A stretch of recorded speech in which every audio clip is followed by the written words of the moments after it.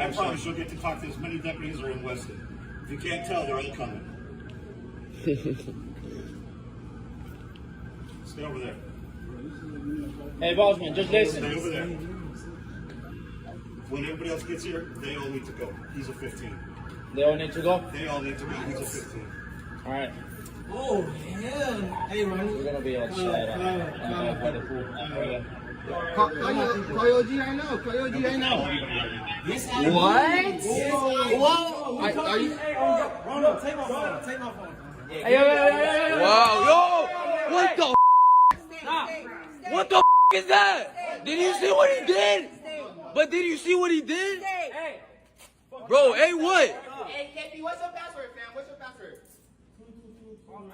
Wow, bro. Those are Broward County, Florida police officers. And the kid they just slammed face first into the ground is only 15 years old. As you might have noticed, that kid wasn't doing anything wrong. Yet that didn't stop one officer from grabbing him by the neck and throwing him to the ground simply because the teenager was trying to make a phone call. But this situation is even worse than it looks. In the state of Florida, any minor detained by police has the right to call a parent or guardian and to have that adult present during questioning or proceedings. What this officer did wasn't just excessive force against a child, it was also a clear violation of Florida's juvenile safety procedures. And it gets worse. After using force on a minor, the same officer then refuses to provide his name or badge number, another clear violation of Florida police policy. Pay close attention to how the other officers stand by and protect him while he breaks the law. I got you on camera, bro. What's your badge number? What's your badge? What's his badge number? What's his badge number? What's your badge number? What's your badge number? What's your name? What's your name? What's your badge number? What's your badge number? What's your name? What's your name? Okay, but what's your name? Okay, what's his badge number? What's his badge number? What's your badge number? What's your name? That's crazy. You're obligated to tell me your badge number and your name. No, I need his right now. I need his right now. What's your badge number and what's your name? Okay, I am. It's painfully obvious what's happening here. This officer knows he messed up, and now he's trying to pretend the entire incident never happened. Instead of taking responsibility, he stonewalls hoping the moment passes without consequences. Then, a second officer steps in and tries to shut down the recording using a familiar tactic, intimidation. Watch this.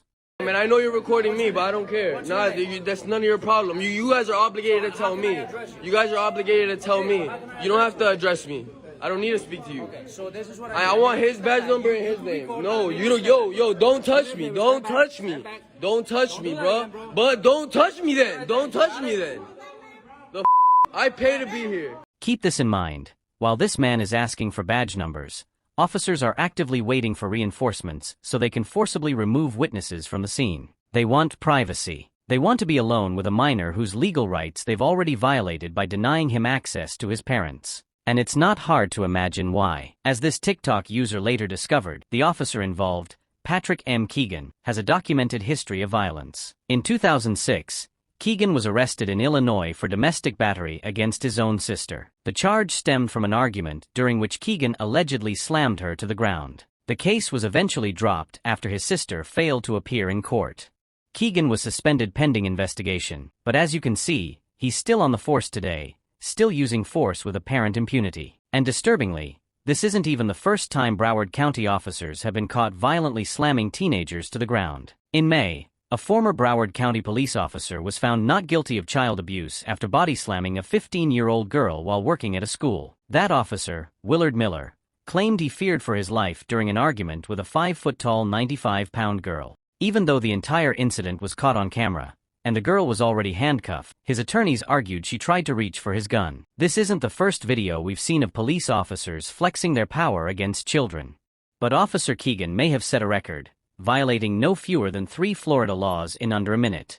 As of today, the Broward County Sheriff's Office has done nothing to reassure the public or protect children from this clearly aggressive officer.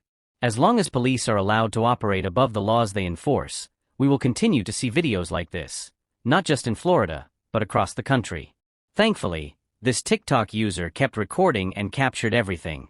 Unfortunately, in America, even clear video evidence still isn't always enough to stop officers from harming children. If you made it to the end, thank you for watching. Please leave a like, consider subscribing, and drop a comment below to let me know what story you want covered next.